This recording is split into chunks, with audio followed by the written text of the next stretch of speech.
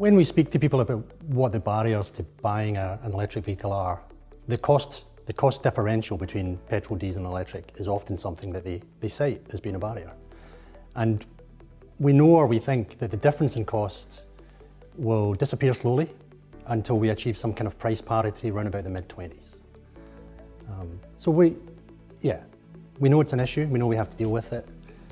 We're doing so by offering people incentives like interest-free loans, some support to put in charging infrastructure at their home, and obviously putting in broader infrastructure around the country to just kind of enable people, give them that confidence to buy an electric vehicle or a ULEV vehicle a bit more broadly, I think, you know.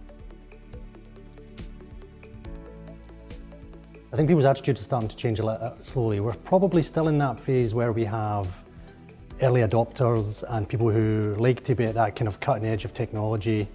They're the ones who are buying electric vehicles at the moment. It's not yet a mass market.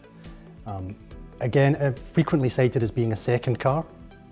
You know, so households will have a standard petrol or diesel vehicle and an electric vehicle as a sort of secondary one which perhaps only does short journeys. And that's because, again, that people don't have that confidence that they can make really long distance journeys yet in an ultra low emission vehicle. Our ministers are really clear that this switch to low carbon transport, whether that's electric vehicles or buses or hydrogen, whatever, the benefits to that have to be realised by all households across Scotland, whether you live in an urban area or a rural area, whether you're an affluent homeowner or someone who's on a lower income. So we're taking forward a couple of particular initiatives at the moment. We have low interest loans, which really bring down the cost of a car, an electric vehicle, make it financially a bit more attractive, a bit more sustainable. And we've got a specific scheme called Plugged-in Households, which is promoting the use of electric vehicle car clubs, specifically in low income areas. And what we hope that will do is that will really kind of encourage people to get in an EV, drive about in it, it will become normal. And they may then go on to buy an electric vehicle. Although actually, we'd be delighted if they just continued to use the car club, because that's a much more sustainable form of transport. Air pollution is an issue that our ministers are aware of. Low emission zones, Glasgow has already announced its first low emission zone in the city centre. Some of our other cities, Edinburgh, Glasgow, and Edinburgh, Dundee and Aberdeen, are considering bringing in low emission zones.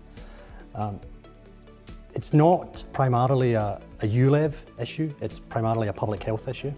So the priority at first is to reduce diesel particulates, etc., etc. However, we do understand that as we promote that switch to ultra low emission vehicles, and in particular as we promote that switch to electric vehicles, there's a real opportunity to improve air quality in Scotland. And we're also really aware that it's often the lowest income households who suffer disproportionately from poor air quality. So if we can roll out electric vehicles and really increase uptake, air quality should improve, and it should be it should benefit those who really need it the most.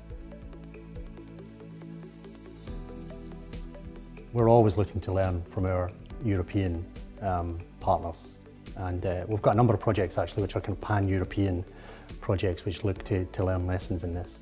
Countries like Norway, Holland, to a lesser extent kind of France and Germany are just a little bit ahead of the game on us on this. We've got a little bit of catching up to do, but we think we are catching up.